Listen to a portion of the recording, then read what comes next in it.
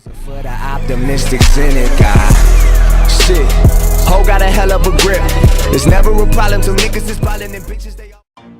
Hey guys, what's up? It's your boy J-Rob447 back at it again with some NCAA basketball 10 with the TCU Horned Frogs, and you guys see we did not make it into the championship round of the Mountain West tournament. So we're basically going to be praying that we get into the NCAA tournament. You guys see that UNLV were too powerful for the BYU Cougars. You see, you know, all those people like Derek Jones Jr. and Patrick McCaw. They were too great for the BYU Cougars, and that's why they moved on. I believe if we got to the championship round, it would be a hell of a game. But we did lose against BYU, and we could not make it. So now we have to pray that we get into the NCAA tournament with the selection show. So that is what we're gonna go into right now. And I'm just checking some emails though, because I'm trying to see if we got any recruits. Actually, this is just basically a recap of the season. So I'm just gonna be showing you all the awards. Diamond Stone surprises everybody as he gets the Player of the Year award. As you guys know, he actually went to the NBA. Did he go to the NBA right after?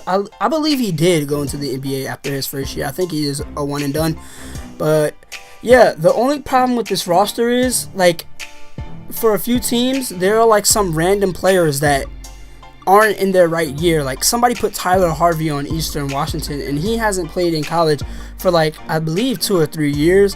And Larry Nance definitely was in college 2 years ago. So, you know, I know people collaborated on this roster, but honestly, some people need to get serious and stop doing some dumb shit, because that just kind of messed up the roster. But either way, you guys see the first team All-American squad is pretty good. And then you look at this team right here, it's pretty good. Dorian Finney-Smith, you know, you got Daniel House, he's pretty good. Perry Dozier, nobody calls him Perry Dozier, it's PJ, bro. PJ. If you don't know PJ, he has a great story. He tore his ACL when he was very young, and he never got surgery for it. Like, never got surgery. I believe it just got repaired on its own, because his doctor said that would be best for him. And now he's playing at a very high level at South Carolina this year. And, you know, that's what I expected from him. And you guys see the freshman team. Steven Zimmerman, man. That UNLV squad was stacked. Steven Zimmerman definitely was putting in work for them.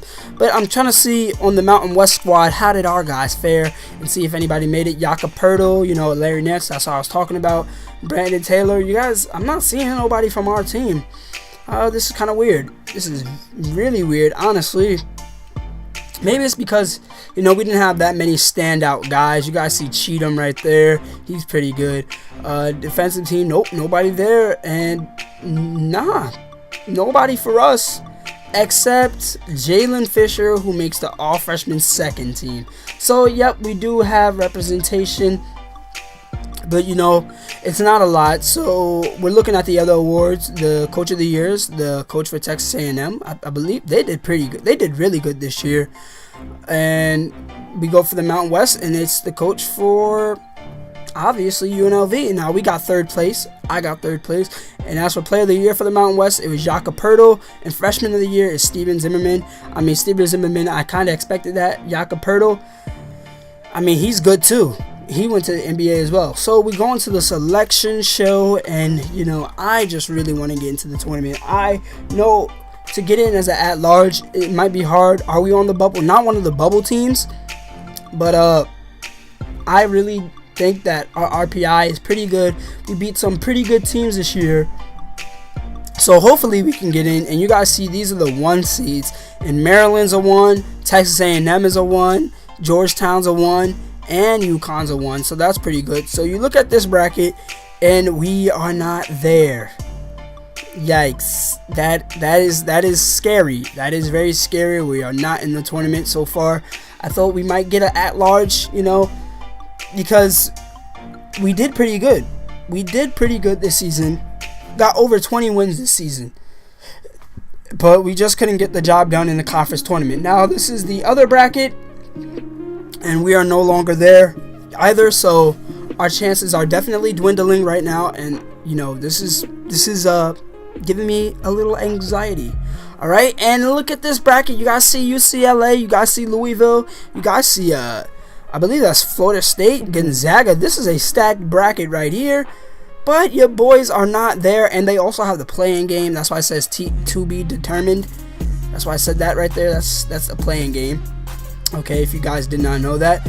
But also right here, you guys see the Western, the Big East. They got the most bids, and yep, we're one of those people who did not make it and missing in action. You see our names, TCU. Now, I would be happy going to the NIT. So they say all those teams at the bottom for NIT, but I don't see our name. I thought at least maybe we get into the NIT with our record, but no. Nah, bruh. We did not get into the NIT. Now, this is when I wish that, this game had an updated version where there were more postseason tournaments, because I believe there's like 5 of them. There's the regular NCAA tournament, then there's the college insider tournament, then there's the college basketball invitational, and then there's the NIT. I don't know if I said that already. And then there's the Vegas 16. But last year they only had 8 because not everybody wasn't trying to go to that, and there was barely anybody at those games. But I really wish they had those. So all we're going to do here is we're going to simulate these games until the Elite 8 and see if there's any upsets, because that's kind of cool to see some upsets in this game, But I still wish that we were in the tournament, though. I really wish we were in a tournament. That makes us hungry, okay?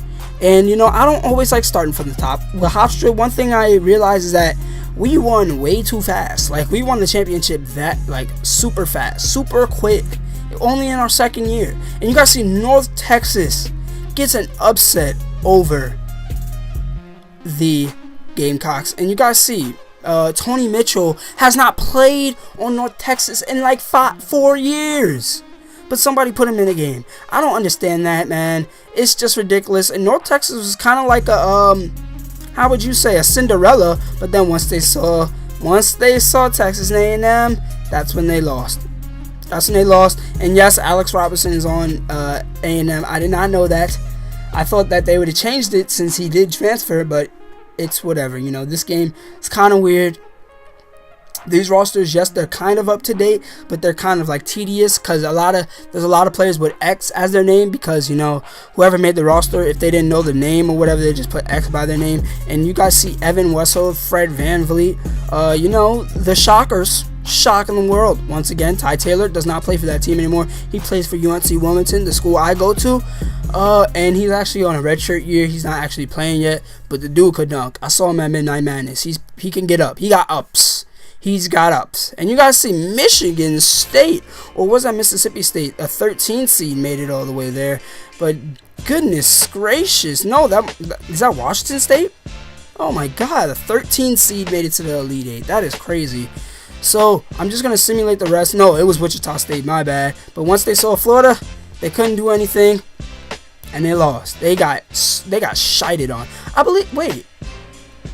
believe that's what happened. Did that happen? No, it was Florida Gulf Coast, I believe, who went against Florida and lost. I don't know. That was a few years ago. My memory is not that great because there's so many games to follow in the tournament. But I simmed the Final Four, and who won? It was the Maryland Terrapins. They are your champions of the world. Never thought I would say that. Jake Layman, oh my God, he was not. You know what? Whoever made these rosters needs to. They shouldn't make rosters again. But Diamond Stone, he was balling out of his mind. I do not believe it. Okay, and as for the NIT, your winners are the UC Santa Barbara Gauchos. I almost wanted to go to that school, but that's mad far, and it's a lot of money. But anyway, it's been another J-Rob video. Remember to like, comment, subscribe, and peace. When I touch a mill, I'ma be the same dude. Split the money with my gang too, and we be swerving in that Audi coupe.